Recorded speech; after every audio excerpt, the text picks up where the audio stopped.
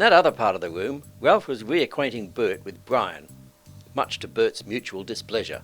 The conversation had started well, but had gone downhill rapidly.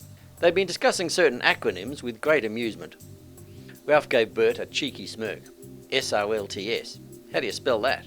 Bert retorted with a similar smirk, with a silent Q for good measure. Ralph was mildly amused, as was his wont, but Brian suddenly bristled at such a casual suggestion. He had deliberately avoided shaving for a week, just so he could have enough bristles to bristle with. Don't get me started on the letter Q. Bert was confused and bemused by this unexpected response in equal measure.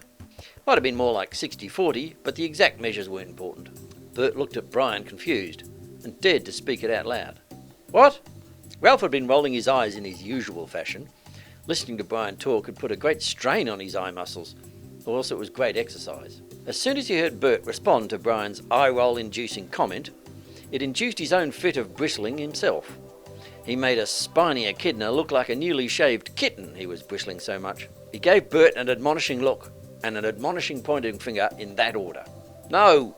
Bert should have known better by now, but he seemed to ignore the admonishment in Ralph's perfunctory no.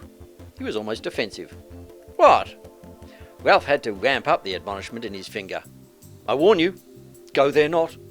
Bert obviously didn't know better, and he simply frowned with a shrug at Ralph. He was even more defensive, and even a bit dismissive.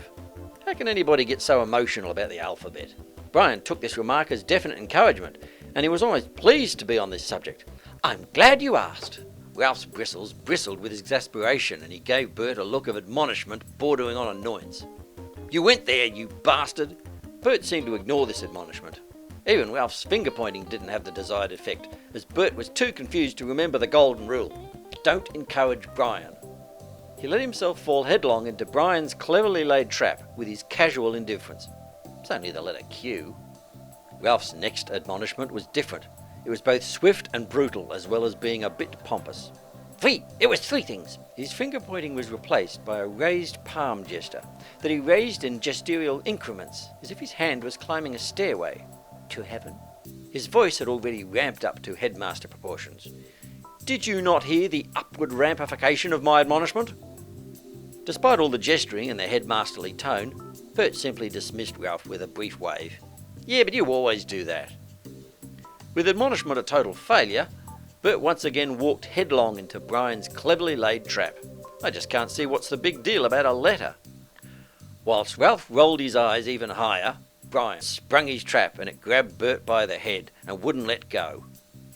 He also waved his finger in anger, but not at Bert. His wrath was being vented at the very alphabet itself. It's the letter Q and the letter X. They really concern me. Bert was confused by this sudden wrath, but his response was deadpan in nature. There was probably a hint of growing regret, but it was all delivered in that deadpan style. Really?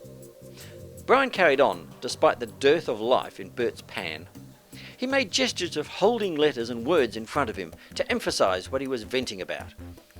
Why do you need a U next to the Q, like Queen and Quick? The way he put an imaginary U next to an imaginary Q was filled with obvious indignation. The imaginary words Queen and Quick almost seemed to disgust him with their grammatical outrage. Ralph kept his own outrage to himself, with his own brand of deadpan. All quiet. Brian ignored Ralph as usual and continued his visual venting. Bert had started to cringe at the breadth and depth of this tirade. He was definitely regretting his dismissive attitude now. Brian carried on putting imaginary letters in the air, as defensive as ever. Why can't we start exercise with an X instead of an E? This crime against grammar almost seemed to appall Brian. He wasn't afraid to show it and was almost dialing the police. It's totally unnecessary. Ralph's deadpan tone became even deader and panner. I can think of something else that is totally... Brian would brook no excuses and ignored Ralph. Or should that be excuses? He cut him off at the knees with his defensive ranting. And what about the plight of the poor neglected ampersand? When are we going to do something about that? His venting had become a real ranting. Why, I'm thinking of writing a letter of protest to the Macquarie Dictionary. His venting suddenly took on a quite defiant proportions. Or should that be quiet? There was real fire in his eyes. Including a petition with 1 million signatures. He suddenly turned to the room and raised his fist in the air, as if goading them into an open rebellion. Which apparently he was. Who's with me? Around the room, the other partygoers looked up, confused, but didn't seem to rally to his cause. They then looked at each other and shrugged. Neither Ralph nor Bert seemed prepared to rally as defiantly as Brian did. They might have rebelled against the tofu sandwiches, but that was about it. Naomi and Samantha looked over towards Brian with similar confusion. Samantha then noticed Ralph and Bert looking in her direction. She was shocked to see him again so soon after their last encounter. She didn't know why he was at this party, as she knew nothing about his university or fatherly connections. She thought it might have been best to look around for a suitable place to hide. Not on another continent, but nearby, so she might be able to eavesdrop. Research what they were talking about. Her plan was to hide first, answer awkward questions later. Or should that be Oh, shut up! Back over in their corner, Ralph and Bert looked at Brian with dismay. Brian seemed to miss this as he was too busy scanning the room for willing participants, eager to rally to his cause for letter reform and grammatical rebellion. With only returned looks of confusion, few of dismay, and some of almost disgust, he finally realised that nobody was with him. His rebel alliance quickly fell into the mouth of a giant space snake. It wasn't a giant space slug, as it had teeth. Slugs, like snails, have a radula. Something else for you to look up. He put his hand down, slightly indignant at their lackadaisical attitude. He also felt a bit foolish. Oh, he probably considered venting his anger by kicking over a rubbish bin and running away. If he was considering this, the moment was overshadowed by Ralph and Bert choosing to storm off in a huff towards the food table. Ralph was most recriminating, not so much with Brian, although he was of course to blame. He was more annoyed with Bert for having actively encouraged Brian to fan the flames of revolution. Ralph threw his contempt over his shoulder at Bert as he walked off. I blame you for this.